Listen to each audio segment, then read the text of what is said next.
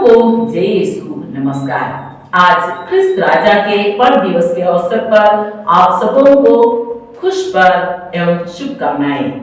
मत्ती का सुसमाचार अध्याय 2 पद संख्या 1-2 में हम पढ़ते हैं, जब प्रभु यीशु का जन्म हुआ तो पूर्व देश के ज्योतिषी लोग यरूशलेम आए और पूछताछ करने लगे, यहूदियों का नवजात राजा कहाँ है? हमने उनका तारा को उदित होते देखा है, हम उन्हें दंडवत करने आए हैं। यूहन्ना का सुसमाचार अध्याय 18 पद संख्या 33 से 37 तक में हम पढ़ते हैं, पिलातुस ने प्रभु यीशु से पूछा, क्या तुम यहूदियों के राजा हो? प्रभु यीशु ने उत्तर दिया, आप ठीक कहते हैं, मैं राजा हूँ, परंतु मेरा राज्य इस संसार का नहीं है।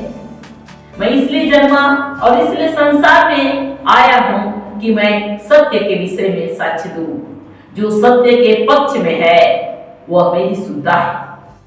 प्रिय भाइयों और बहनों, प्रभु यीशु सचमुच में राजा है, लेकिन इस संसार के राजा जैसे नहीं है। वे आध्यात्मिक राजा हैं और वे हमको सच्चाई के मार्ग पर, अच्छाई के मार्ग पर ले चलेंगे। प्रभु यीशु यदि हमारे जीवन में राज्य करेंगे, हमारे परिवार में राज्य करेंगे, तो हम अच्छे इंसान बनेंगे और इसलिए हमारे जीवन में प्रभु की आशीष उतरेगी, हमारा भला होगा, हमारी उन्नति होगी, क्योंकि प्रभु हमारा ख्याल रखेंगे। जिस तरह गड़ेरिया अपने भेड़ों का ख्याल रखते हैं, उसी तरह प्रभु हमारा ख्याल रखेंगे। एजेकियल का ग्रंथ अध्याय 34 पद संख्या 15 से 17 तक में हम पढ़ते हैं, प्रभु कहता है, मैं स्वयं अपनी भेड़ें चराऊंगा और उन्हें विश्राम करने की जगह दिखाऊंगा। जो भेड़ें खो गई है मैं उन्हें खोज निकालूंगा, जो भटक गई हैं मैं उन्हें लौटा लाऊंगा, जो घायल हो गई हैं मैं उनके घावों पर पट्टी बांधूंगा, जो बीमार हैं मैं उन्हें चंगा करूंगा, जो मोटी और भली चंगी हैं मैं उनका देखभाल करूंगा, मैं उनका सच्चा चरवाहा बनूंगा। यूहन्ना का सुसमाचार अध्याय 10 पद संख्या 14-15 में प्रभु यीशु ने कहा है, भला गड़ेरिया मैं हूँ, मैं अपनी भेड़ों को जानता हूँ और मेरी भेड़ें मुझे जानती हैं। मैं अपने भेड़ों के लिए अपना जीवन अर्पित करता हूँ। प्रिय भाई और बहनों, प्रभु यीशु ने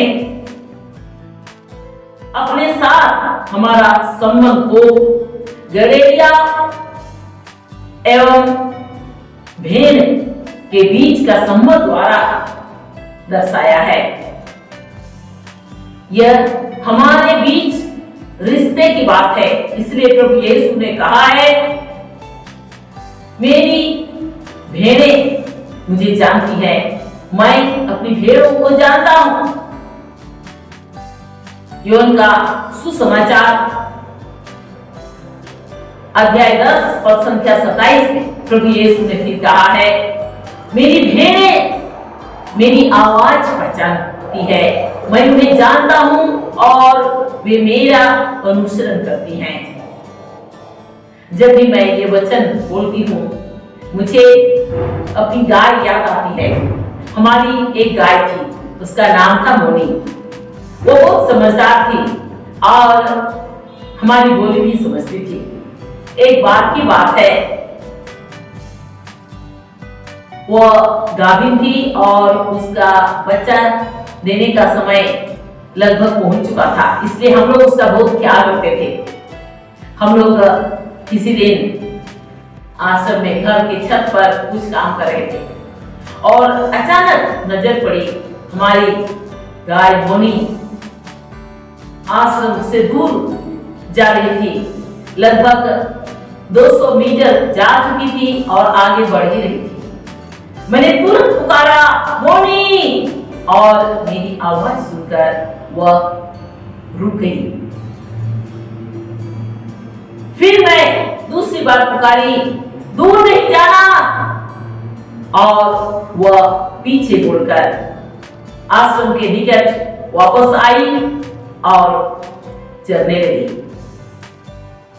प्रिय भाई और बहनों, ये रिश्ते की बात है। यदि हम प्रभु यीशु की आवाज को पहचानकर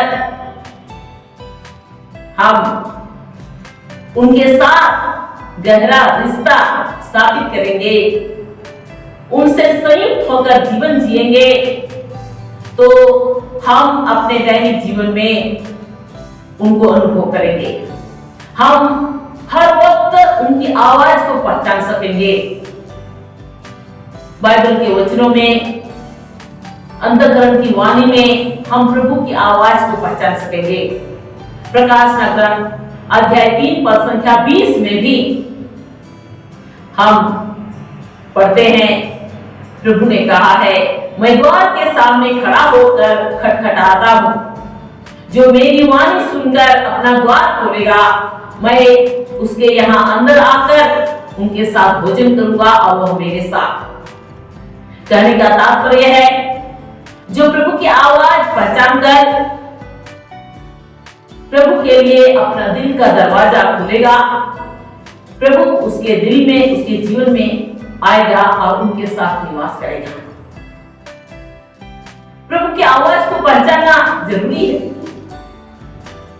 क्योंकि शैतान भी हमारा दिल का दरवाजा में खटखटाता है अंदर आने के लिए।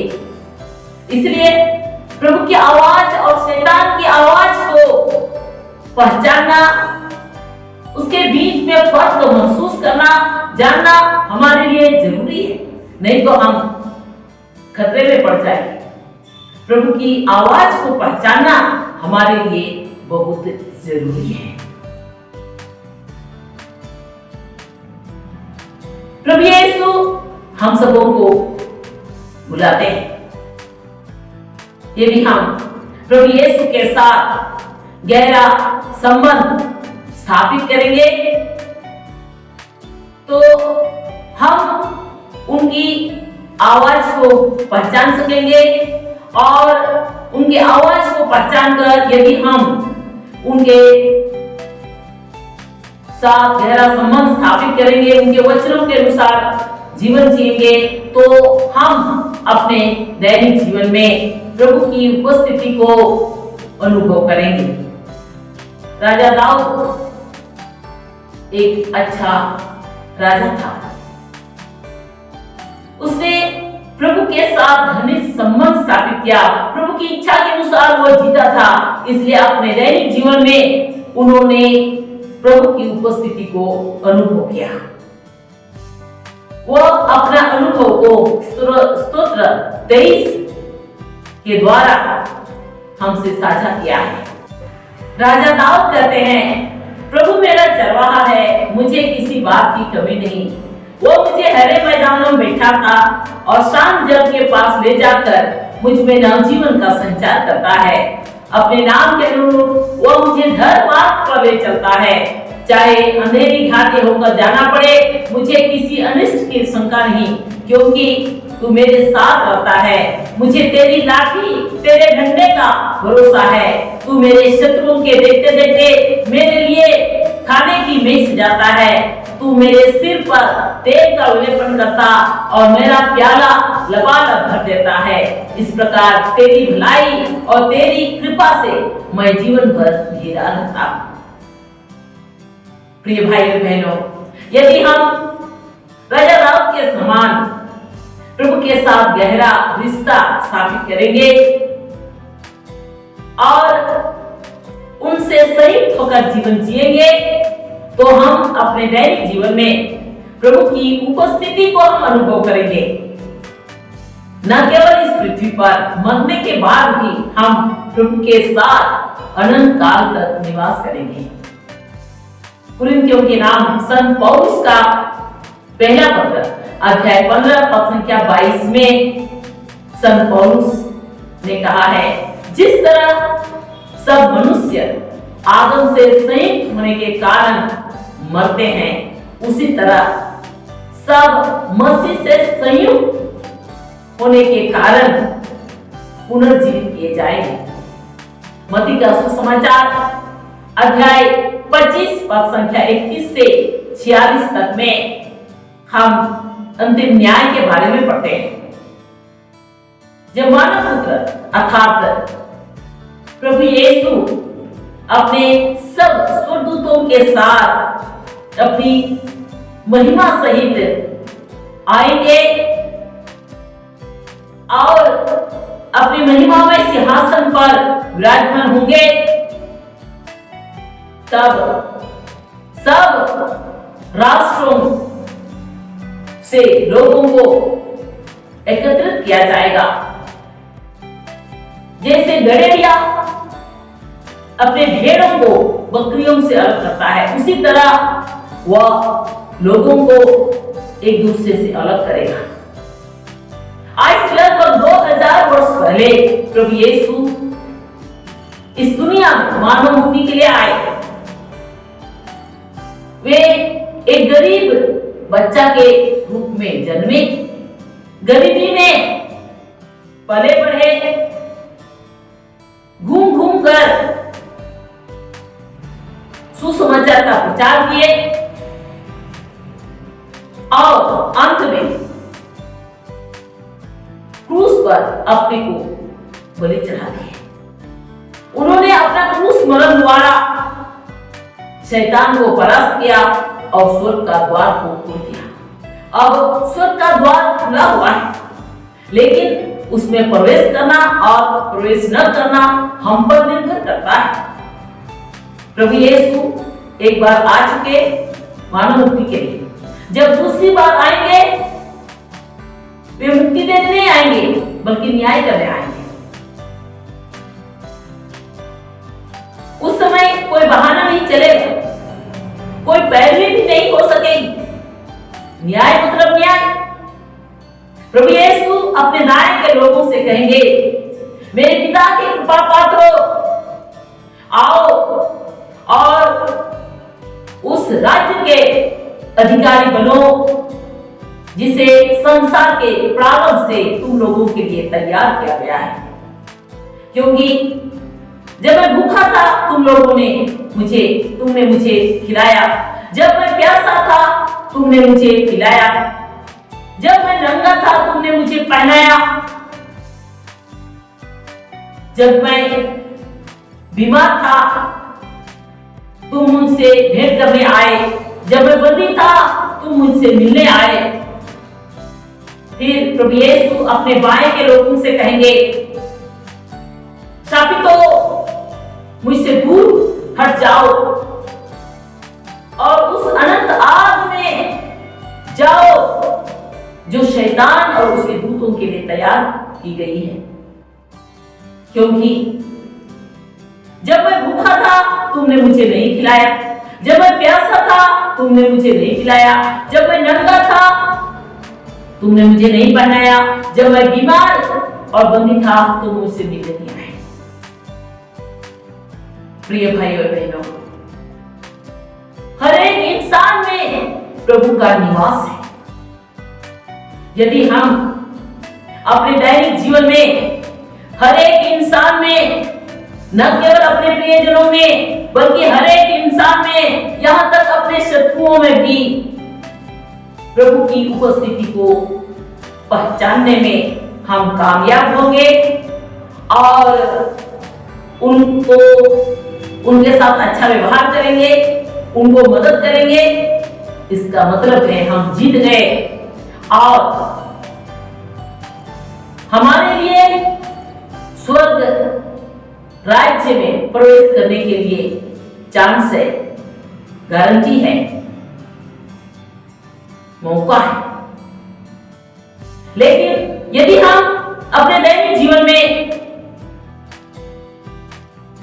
हर एक इंसान में प्रभु की उपस्थिति को पहचानने में हम नाकामयाब होते हैं, तो इसका मतलब है हमारे लिए स्वर्ग राज्य में प्रवेश करने के लिए कोई चांस नहीं है, कोई मौका नहीं है। इसलिए यदि हम स्वर्ग राज्य पहुंचना चाहते हैं तो अपने दैनिक जीवन में हम हर एक इंसान में प्रभु की उपस्थिति को पहचानने की कोशिश करें और उनको मदद करें और एक अच्छा और पवित्र रास्ता अपनाएं। मत्ती का सुसमाचार अध्याय 7 पद संख्या 13-14 में प्रभु यीशु ने कहा है, संकरे रास्ते से प्रवेश करो, चौड़ा है वह फाटक, विस्तृत है वह मार्ग जो विनाश की ओर ले जाता है, उसमें चलने वालों की संख्या बड़ी है, परंतु संकरा है वह द्वार, संकीर्ण है वह मार्ग जो जीवन की ओर ले जाता है, उसमें चलने वालों की संख्या थोड़ी है। अब हमें समझना है कि चौड़ा रास्ता और संकरा रास्ता क्या है। गलातियों के नाम संत पौलुस का पत्र अध्याय 5 पद संख्या 19-20 में संत पौलुस ने हमें चौड़ा रास्ता के बारे में बताया है। शरीर का कुकर्म हमको चौड़ा रास्ता में ले जाता है। व्यभिचार, अशुद्धता, लंपटता, ईर्ष्या, द्वेष, मनमुटाव, मतवालापन, रंगरलियां और इस प्रकार की और भी बातें जो इस प्रकार का आचरण करते हैं वे ईश्वर के राज्य के अधिकारी नहीं होंगे। गलातियों के नाम संत पौलुस का पत्र अध्याय 5 पद संख्या 22-23 में संत पौलुस ने हमसे संकीर्ण रास्ता के बारे में हमें समझाया है। उस पर चलने से हमें जीवन प्राप्त होगा। ये संकीर्ण रास्ता है प्रेम, आनंद, शांति, सहनशीलता, मिलनसारी, दयालुता, ईमानदारी, सौम्यता और आत्मसंयम। प्रिय भाइयों और बहनों, हमारे सामने चौड़ा रास्ता भी है और संकीर्ण रास्ता भी है। हमको रास्ता चुनना है। हमको इसी पृथ्वी पर स्वर्ग और नरक चुनना है। नरक जाने के लिए कोई मेहनत की जरूरत नहीं है। रास्ता चौड़ा है, उसमें जाना बहुत आसान है। हम आसानी से नरक पहुंच जाएंगे। लेकिन यदि हम स्वर्ग राज पहुंचना चाहते हैं तो हमको सांकरा रास्ता चुनना है, उस पर चलने के लिए भरपूर कोशिश करना है, तभी हम पहुंचेंगे। लूकास का सुसमाचार अध्याय 13 पद संख्या 24 में प्रभु यीशु ने कहा है, संकरे रास्ते पर चलने के लिए पूरा प्रयत्न करो। मैं तुमसे कहता हूं, बहुत से लोग प्रयत्न करने पर भी प्रवेश नहीं कर पाएंगे। प्रिय भाइयों और बहनों, हम सब जानते हैं जब कंपटीशन होता है, कंपटीशन में तो बहुत लोग शामिल होते हैं, लेकिन सिलेक्शन कुछ लोगों का ही होता है। स्वर्ग राज्य के लिए भी इसी तरह होगा। हम सब अपने स्तर से कोशिश कर रहे हैं ताकि एक दिन हमें स्वर्ग राज्य मिले, अनंत मिले, लेकिन हम सबों को नहीं मिलेगा। जो संकरे रास्ते से चलने के लिए पूरा प्रयत्न करेंगे, एक अच्छा और पवित्र जीवन जीने के लिए पूरा पूरा प्रयत्न करेंगे, केवल वे ही लोग सफल होंगे, केवल वे ही लोग सेलेक्ट होंगे, केवल वे ही लोग स्वर्ग राज्य के लिए चुने जाएंगे। इसलिए हमारे लिए बहुत जरूरी है कि हम जीवन के हर कदम में प्रभु की इच्छा के अनुसार अच्छा और पवित्र जीवन जिए, क्योंकि मत्ती का सुसमाचार अध्याय 7 का 21 पद में प्रभु यीशु ने कहा है, प्रभु प्रभु पुकारने वाले सब के सब स्वर्ग राज्य में प्रवेश नहीं करेंगे, जो मेरे स्वर्गीय पिता की इच्छा पूरी करता है वही स्वर्ग राज्य में प्रवेश करेगा। इसलिए प्रिय भाई और बहनों, हम अपने दैनिक जीवन में, जीवन के हर एक कदम में, हर एक बात में प्रभु की इच्छा को खोजे, प्रभु की इच्छा को पूरी करे, प्रभु की इच्छा के अनुसार जीवन जिए, ताकि हम अपने जीवन में प्रभु को अनुभव करें और मरने के बाद हमें आनंद जीवन मिले। आइए हम इसके लिए प्रार्थना करेंगे। हे प्रभु यीशु, आज के पर दिवस के अवसर पर हम फिर से प्रार्थना करते हैं, प्रभु हम सबों पर दया कर, सारे मानव जाति पर दया कर, हमारे जीवन में, हमारे परिवार में और सारे संसार में तेरा राज्य आए, प्रेम, शांति और आनंद का राज्य आए। हे अब्बा पिता, हम अपने आप को तुझ में समर्पित करते हैं, हम सबों पर दया कर पिता, ताकि हम जीवन के हर एक कदम में तेरी इच्छा को खोजे, तेरी इच्छा को पूरी करे, तेरी इच्छा के अनुसार अच्छा और पवित्र जीवन जिए, ताकि हम अपने दैनिक जीवन में तेरी उपस्थिति को अनुभव करें और मरने के बाद भी हमें अनंत जीवन प्राप्त हो। हे अब्बा पिता, यह प्रार्थना हम तुझे चढ़ाते हैं, इन्हें हमारे प्रभु यीशु क्रिस्त के द्वारा, आमीन।